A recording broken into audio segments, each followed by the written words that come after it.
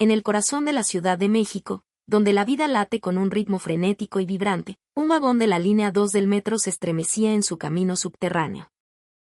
Adentro, el aire era una mezcla densa de perfumes, del sudor del día y del aroma a chicle que vendía un hombre con una bocina al hombro. Era un microcosmos de la ciudad, apretado, ruidoso, pero extrañamente cohesionado. En medio de ese mar de gente, un niño de 7 años, con el cabello rubio como el elote tierno y ojos azules llenos de pánico, se rompió. «Mamá, ya no quiero estar aquí. Hay muchísima gente». El grito de Jack, agudo y desesperado, cortó el murmullo general. Su madre, Amy, una mujer de 38 años con la fatiga grabada en las comisuras de sus labios, sintió como el suelo se abría bajo sus pies. Su corazón, ya acostumbrado a estos terremotos emocionales, comenzó a latir con una violencia que le robaba el aliento. Contuvo las lágrimas, forzando una calma que no sentía. «Mi amor, por favor, aguanta un poquito, ¿sí? Ya casi llegamos. Es solo una estación más, mi vida», suplicó en un susurro, su voz temblando. Pero Jack ya estaba en otro mundo, uno donde los rostros de los extraños se convertían en máscaras amenazantes y el roce de los cuerpos era como un millar de agujas. «No, no, no. Tengo miedo, mamá, mucho miedo», gritó, tapándose los oídos y meciéndose con una energía frenética. Las miradas de los pasajeros, como faros de automóviles en una noche oscura, se giraron hacia ellos. Amy sintió el colapso inminente, el mismo que la acechaba en cada salida, la pesadilla que se repetía una y otra vez.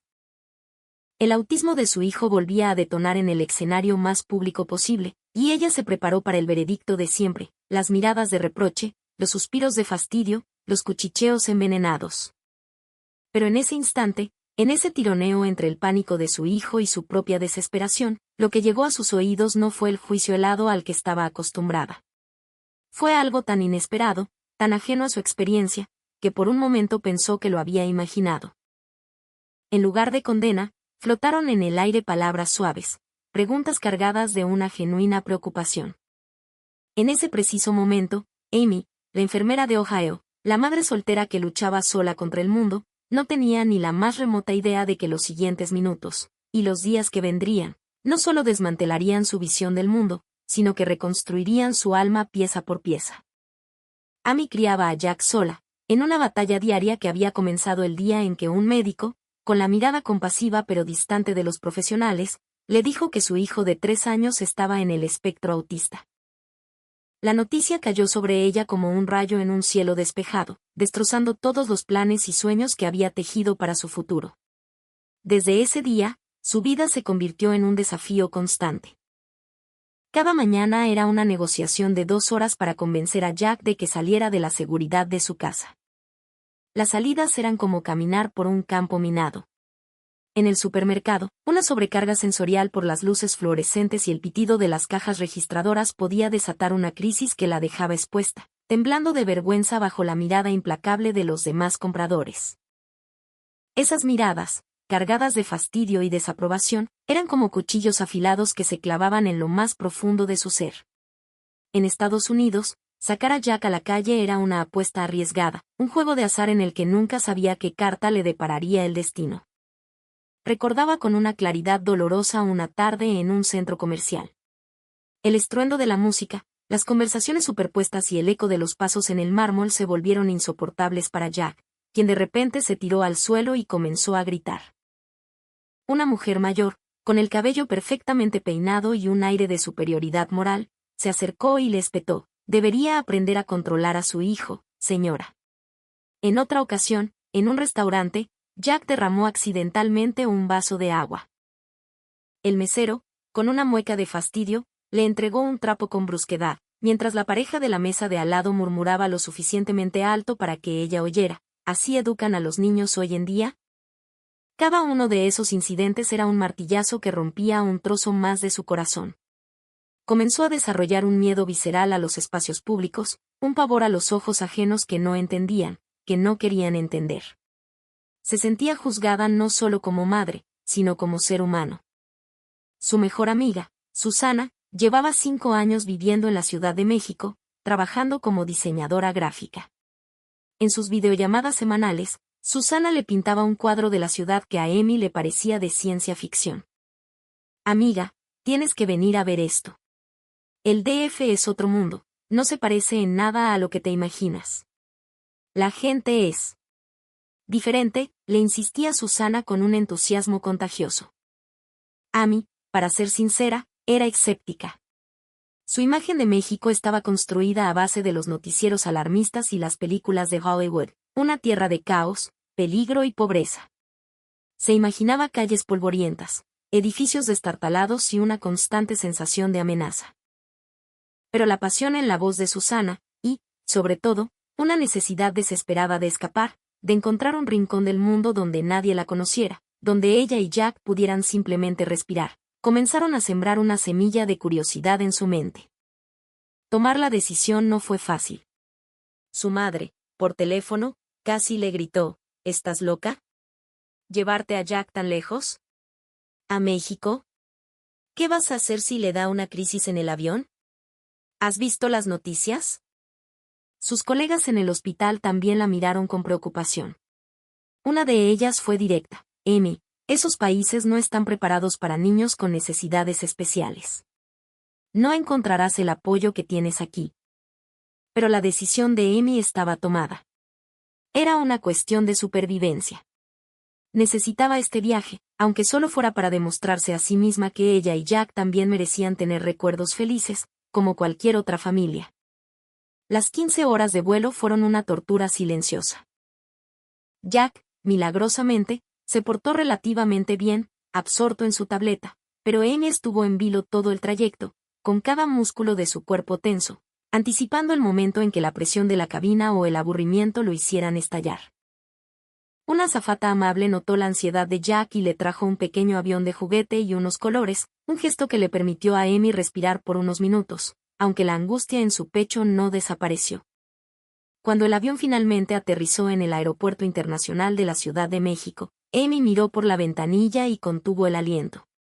Lo que vio no se parecía en nada al caos que había imaginado. Una terminal moderna, con estructuras de cristal que brillaban bajo el sol del altiplano, se extendía ante ella. El interior era un hervidero de actividad, pero funcional en algunas áreas, incluso más avanzado que el aeropuerto de Los Ángeles. Al salir de la terminal, el impacto fue total. El aire cálido, con un olor particular a humedad, a gasolina y, a lo lejos, a comida callejera, la envolvió. El sonido de la ciudad era una sinfonía caótica pero extrañamente armónica. Vio avenidas amplias, un tráfico denso que se movía con su propia lógica, y una energía vibrante que lo impregnaba todo. Amiga. Bienvenida a Chilangolandia. La voz de Susana resonó en la sala de llegadas. Estaba allí, con una sonrisa que abarcaba todo su rostro, agitando los brazos. Amy empujó el carrito del equipaje, con Jack aferrado a su pantalón, observándolo todo con ojos enormes. Susana. Esto es increíble, logró decir, la sorpresa evidente en su voz. Te lo dije, ¿verdad? Respondió Susana, dándole un abrazo que casi le saca el aire. Muchos gringos creen que aquí todavía andamos en burro. Esto es una de las ciudades más grandes y cosmopolitas del mundo. Ya verás, los próximos días te van a volar la cabeza. Tomaron un taxi de aplicación hacia la colonia Roma, donde vivía Susana. El trayecto fue un festín visual para Amy. Edificios coloniales con fachadas de colores pastel se mezclaban con rascacielos de vidrio y acero. Vio puestos de tacos en las esquinas, con sus trompos de pastor girando lentamente, parques frondosos llenos de gente paseando a sus perros y el sol pintando de dorado las hojas de los árboles de jacaranda. Jack, pegado a la ventana, parecía hipnotizado. Amy sintió que un pequeño nudo en su estómago comenzaba a deshacerse. Al menos, hasta ahora, todo iba bien. ¿Y qué vamos a hacer mañana?, preguntó Amy, una vez instalados en el acogedor departamento de su amiga. Tengo todo planeado. Iremos al castillo de Chapultepec, al Museo de Antropología y por la noche a Coyoacán a comer unos esquites. Y para movernos, usaremos el metro. Es lo más rápido y eficiente, te lleva a todos lados, anunció Susana con entusiasmo. Al escuchar la palabra metro, el corazón de Amy dio un vuelco. El transporte público. Su archienemigo. Los pocos intentos de usar el metro en Chicago habían terminado en desastres rotundos. Pero no dijo nada. Ya estaba allí. Tenía que intentarlo. A la mañana siguiente, Susana los guió hacia la aventura. Amy vistió a Jack con su camiseta favorita, la de un dinosaurio azul, y se aseguró de que llevara su objeto de consuelo, un pequeño oso de peluche con la tela desgastada por el uso. En su mente, repasó el peor de los escenarios. Su mochila era un kit de supervivencia, audífonos con cancelación de ruido, sus galletas preferidas, una muda de ropa, e incluso un pequeño frasco de un calmante homeopático que rezaba por no tener que usar jamás. Entraron en la estación del Metro Bellas Artes, un palacio subterráneo con murales y vitrinas que exhibían vestigios arqueológicos. Amy tomó la mano de Jack con fuerza, sintiendo el sudor frío en su palma. Los letreros eran claros, con indicaciones en español e inglés, lo cual la tranquilizó un poco. Susana, con la soltura de una local, pasó su tarjeta por el torniquete. Amy la imitó torpemente. El andén ya estaba lleno de gente, un río humano esperando el convoy. Amy notó que, aunque había mucha gente, no había empujones ni gritos. Cada quien respetaba un espacio invisible, una coreografía urbana que ella no comprendía pero que le transmitía una sensación de orden dentro del caos.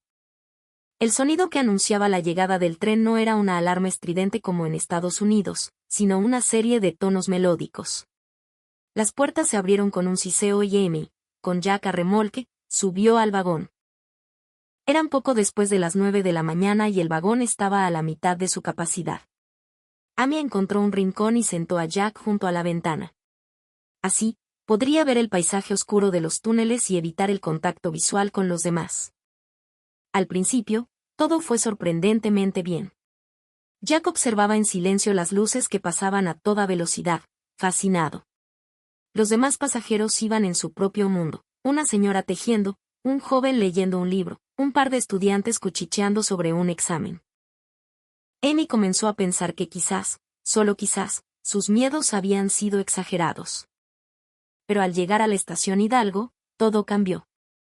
Era una de las grandes estaciones de transbordo. En un instante, una marea humana se precipitó dentro del vagón. El espacio que antes era holgado se convirtió en un abrazo forzado de cuerpos extraños. Vendedores ambulantes se abrían paso ofreciendo desde palanquetas hasta audífonos. El volumen subió.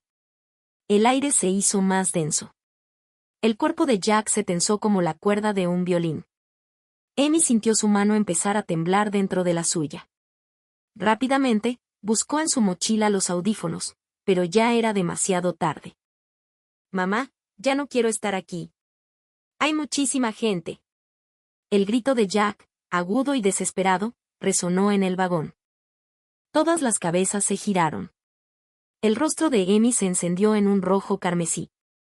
Sintió el peso de 100 miradas sobre ella y su hijo. Era la escena que más temía, el juicio público que la hacía querer que la tierra se la tragara. «Mi amor, por favor, aguanta un poquito, ¿sí? Ya casi llegamos», suplicó en voz baja, lanzando miradas de disculpa a su alrededor. «No, no, no. Tengo miedo». Jack comenzó a golpearse suavemente las sienes con las palmas de las manos, meciéndose violentamente. Era su señal inequívoca de una crisis inminente. El corazón de Amy se hundió hasta el fondo del abismo. Se preparó para levantarlo y bajar en la siguiente estación, sin importar a dónde fueran. El plan turístico ya no importaba. Solo quería escapar de esa pesadilla.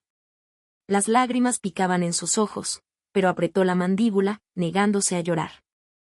En Estados Unidos, esta escena habría sido el preludio de un infierno de miradas de desprecio, de murmullos de mala madre, quizás incluso de un comentario hostil.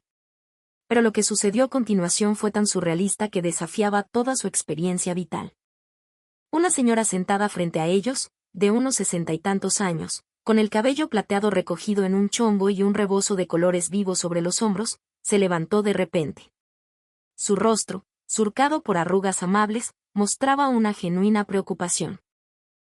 Se acercó a ellos y, agachándose un poco, le preguntó a Jack con una voz increíblemente suave. «Mi niño, ¿qué te pasa, corazón? ¿Estás muy apretado? Mira, ven, siéntate aquí en mi lugar, ¿sí? Para que estés más tranquilo junto a la ventana». Amy se quedó paralizada, sin poder procesar lo que ocurría. Antes de que pudiera reaccionar, un joven con traje, un oficinista de los que en México llaman godines, también se levantó. «Señora, tomen mi asiento también, para que se sienten juntos», le dijo a Amy con una sonrisa tímida. «Así el niño se sentirá más seguro. No se preocupe». Susana, a su lado, le traducía rápidamente. Amy no podía creerlo. No solo nadie le estaba juzgando, sino que 2 personas le estaban cediendo sus asientos. «Gracias. De verdad, muchas gracias», balbuceó Amy en un inglés entrecortado, mientras las lágrimas, ahora de gratitud y alivio, comenzaban a rodar por sus mejillas. La señora mayor le acarició la cabeza a Jack. «Tranquilo, mijo, no pasa nada. Así son los niños, yo también tengo nietos y a veces se ponen nerviosos. Es normal». Luego, de su bolsa de mandado, sacó un pequeño dulce de tamarindo envuelto en celofán. «Mira, ten, mi amor. Para que se te pase el susto.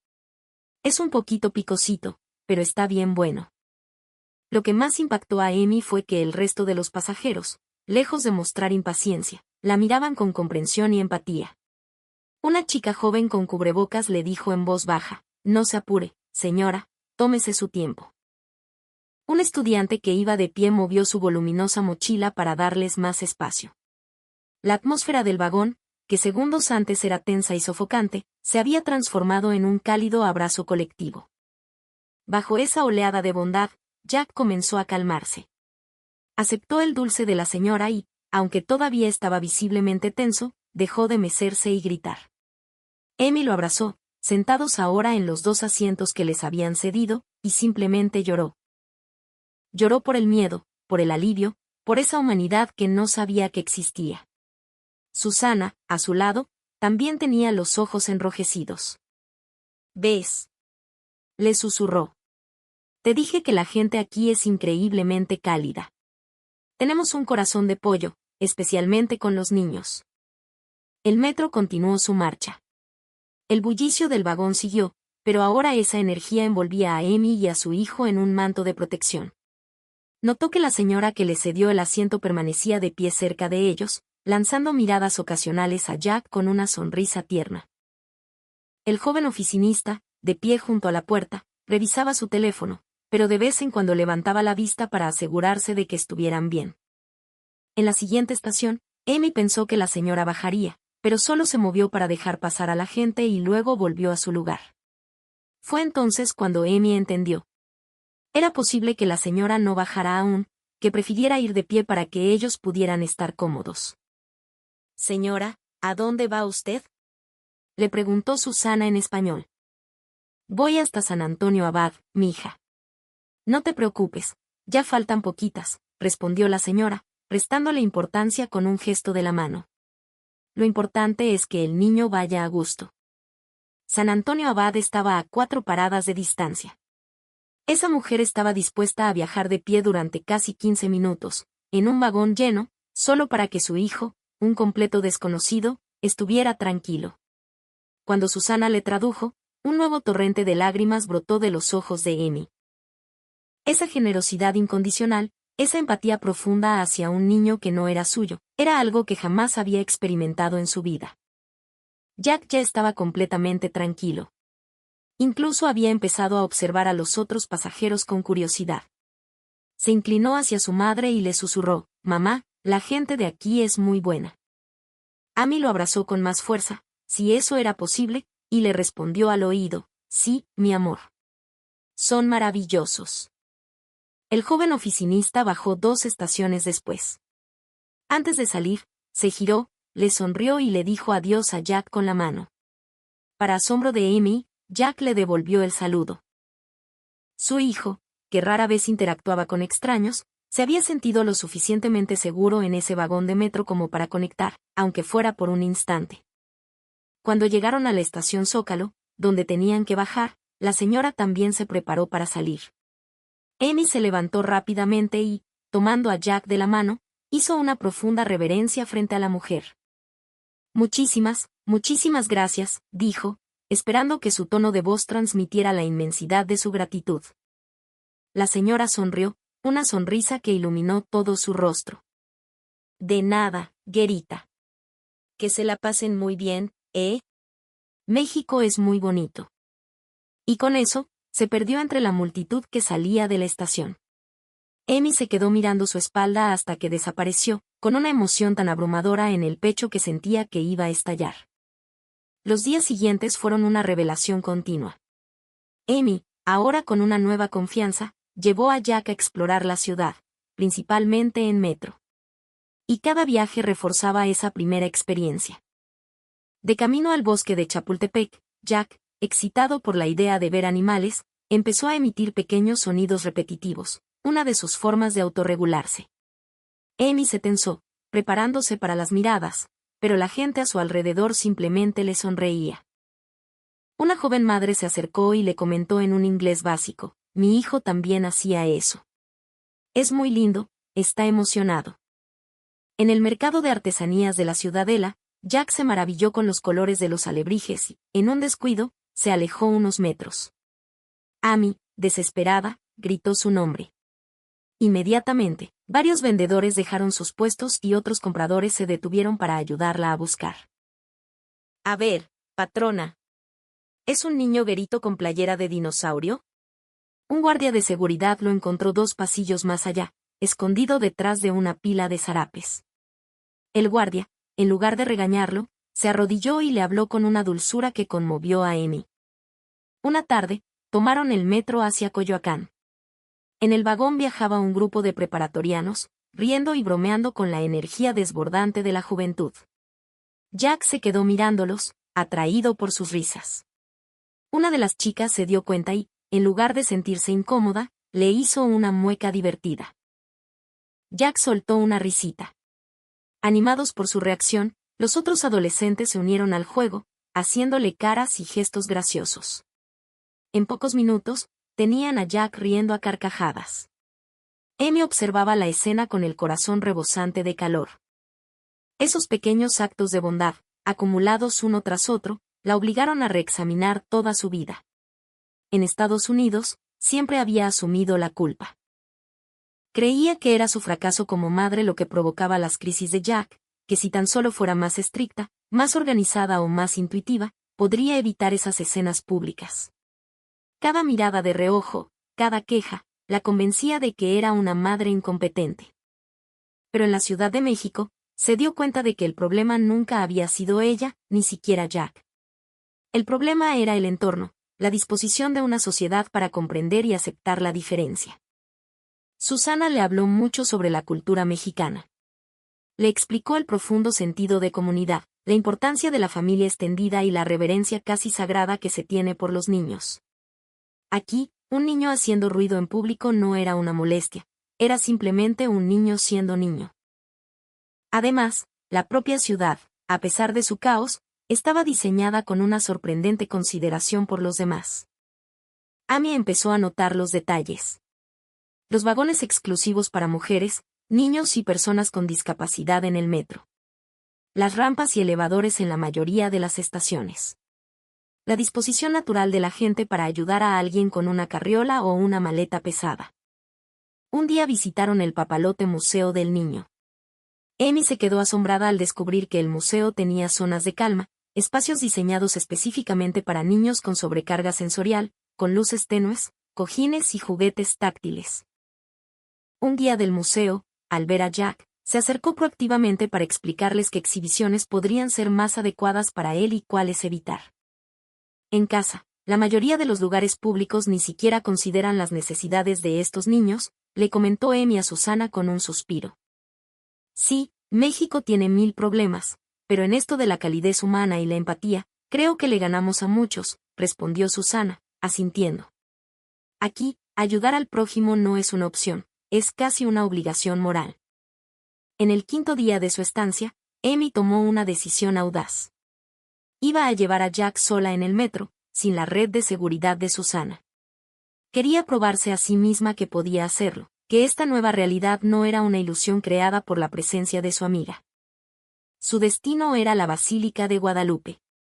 En el andén de la estación La Raza, uno de los transbordos más largos y laberínticos del sistema, Jack comenzó a sentirse ansioso. Empezó a girar sobre su propio eje, otro de sus comportamientos de autoestimulación. Justo cuando Amy se preparaba para intervenir, un policía uniformado se acercó a ellos. ¿Todo bien por aquí? ¿Necesitan ayuda?, preguntó el oficial con una voz amable. Amy, usando su español limitado y muchas señas, le explicó la situación. El oficial comprendió al instante. De su bolsillo sacó un pequeño mapa de la red del metro, uno de esos que regalan en las taquillas. Se arrodilló a la altura de Jack. Mira, campeón, estamos aquí, en este gusanito verde, dijo, señalando la línea 3 en el mapa. Y vamos a tomar este otro, el amarillo, para ir a ver a la Virgencita. Es como un río de luz. Con sus dedos, trazó la ruta, haciendo sonidos de tren y exagerando sus expresiones faciales. Jack, fascinado, dejó de girar y se concentró en el mapa. El oficial continuó, y cuando llegue el tren, va a hacer un sonido especial, tururú, como una trompeta de un rey. Jack sonrió. A Amy se le llenaron los ojos de lágrimas otra vez. Ese hombre, un completo extraño con un trabajo que hacer, se tomó 10 minutos de su tiempo para arrodillarse en el suelo de una estación de metro y calmar a su hijo. Cuando llegó el tren, el oficial los acompañó hasta la puerta, se aseguró de que encontraran asiento y, antes de que las puertas se cerraran, les guiñó un ojo. Buen viaje. Que Dios me los cuide. En la explanada de la basílica, se toparon con un grupo de escolares en una excursión. Jack, curioso, se quedó mirando a los niños con sus uniformes idénticos. Uno de los niños lo notó y, con la audacia de la infancia, se acercó. ¿What's your name?, preguntó en un inglés esforzado. Jack, que normalmente ignoraba a otros niños, se sintió desarmado por la sonrisa genuina del pequeño. Jack, respondió en voz baja. El niño mexicano se emocionó. My name is Mateo. You like dinosaur? Dijo, señalando la camiseta de Jack. Jack asintió, una rara sonrisa iluminando su rostro. Mateo se dio la vuelta y les gritó algo a sus compañeros. En segundos, un pequeño grupo de niños rodeó a Jack, saludándolo con el poco inglés que sabían. Hello, how are you? You are cool. La maestra, al ver la escena, no solo no los detuvo, sino que los animó. Luego, se acercó a Amy. Disculpe, espero que mis alumnos no los estén molestando. Para nada, respondió Amy con sinceridad. Son adorables. Mi hijo no suele socializar, pero sus alumnos lo han hecho sentir muy feliz. Qué bueno escucharlo, dijo la maestra con una sonrisa. En México, enseñamos a los niños a ser solidarios. A cuidar de los demás, especialmente de nuestros amigos que necesitan un poco más de apoyo. Esa frase resonó profundamente en Amy. La educación no se trataba solo de competencia y éxito individual, sino de construir una comunidad, de enseñar a los niños a ser humanos. El viaje estaba llegando a su fin. En su última tarde, Amy llevó a Jack a una librería Gandhi en Coyoacán. En la sección infantil, Jack encontró un libro tridimensional sobre axolotes y pirámides. Estaba tan absorto que, al pasar una página con demasiada fuerza, la rasgó un poco. Amy sintió un pánico helado. Inmediatamente buscó a un empleado para disculparse y ofrecerse a pagar por el libro.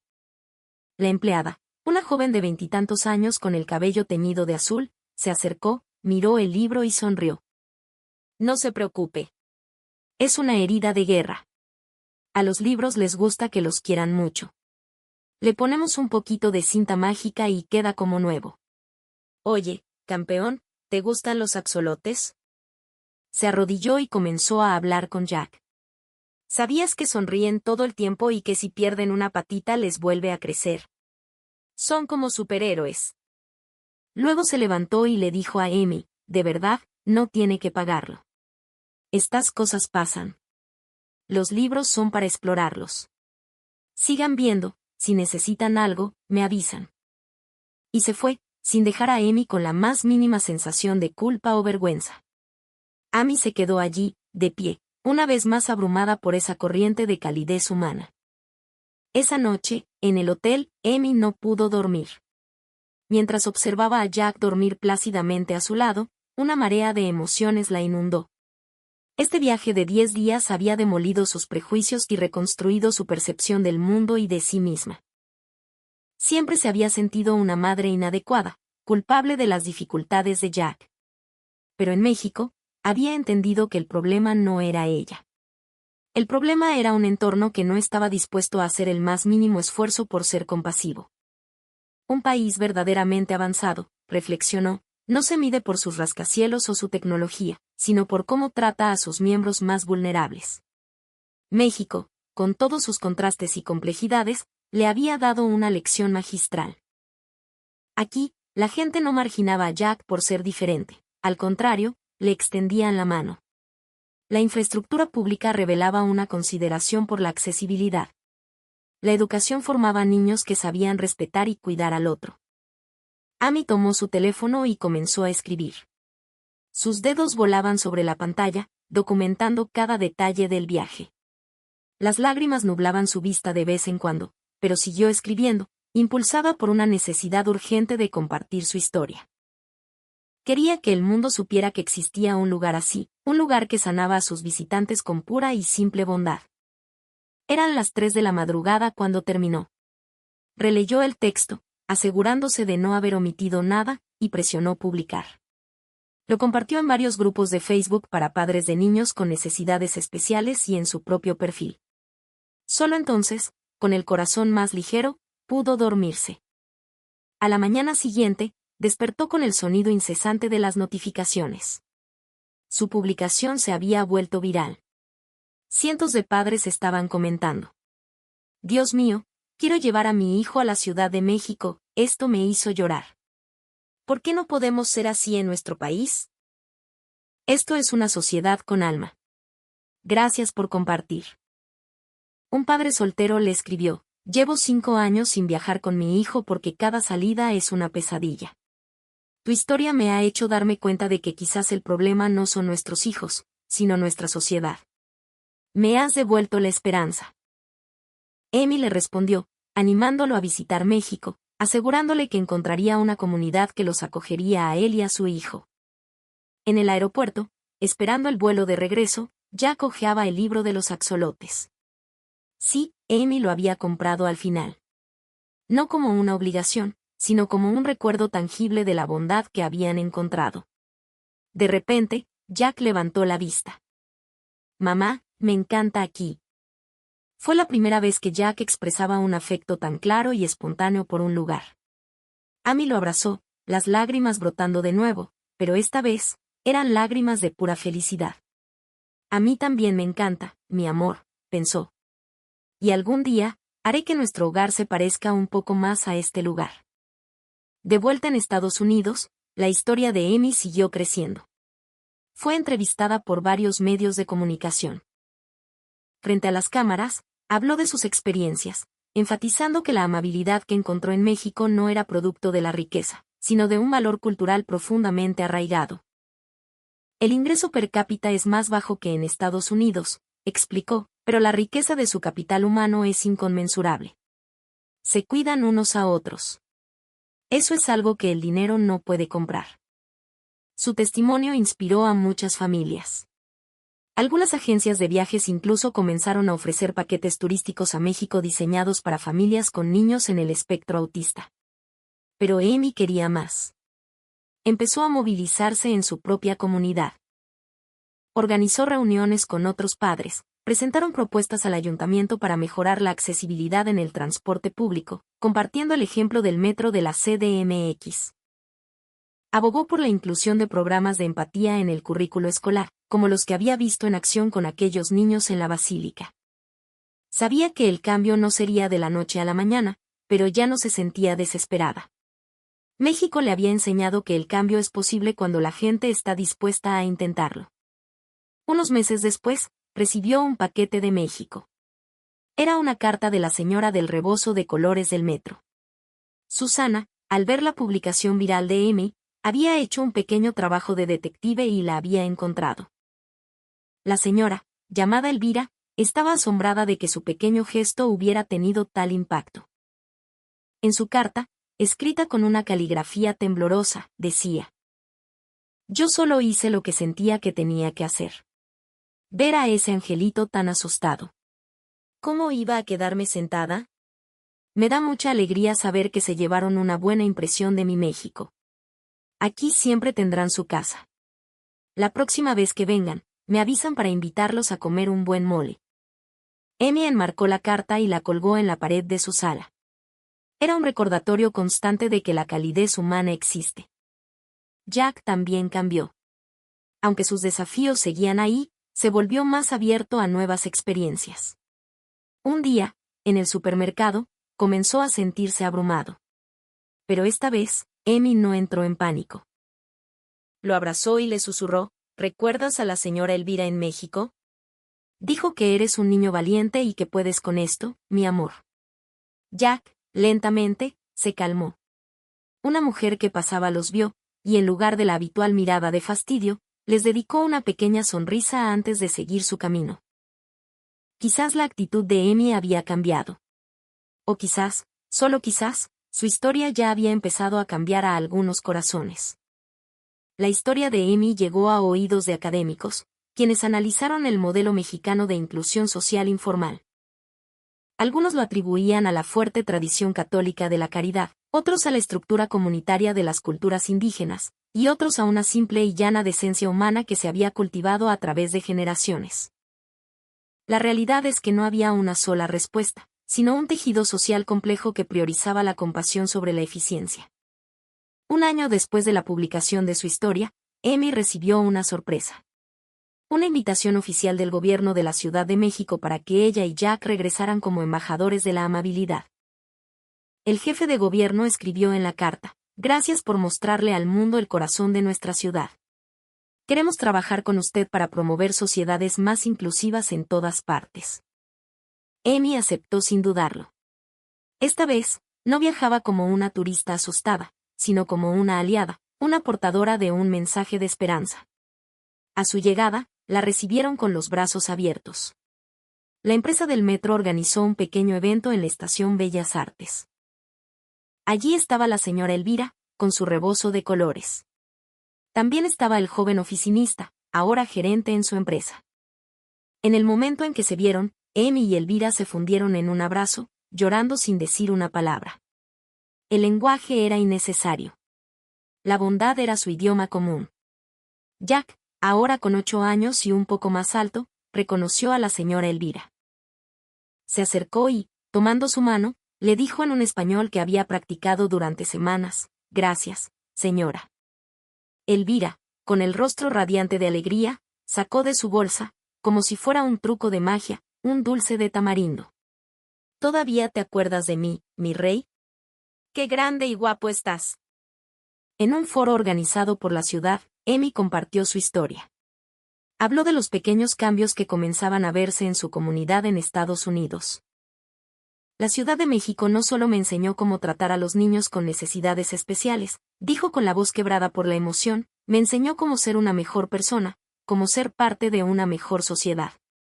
Espero poder transmitir esa calidez al resto del mundo». El jefe de gobierno respondió: «Nosotros nos sentimos honrados de haberles dado esos recuerdos. La verdad es que aún tenemos mucho por mejorar, pero seguiremos trabajando para que esta ciudad sea un hogar amable para todos». Antes de irse, Amy llevó a Jack a dar un último paseo en metro. Esta vez, no había miedo. Jack iba mirando por la ventana, tranquilo. Incluso le sonrió a una niña que se sentó frente a ellos. La niña le devolvió la sonrisa.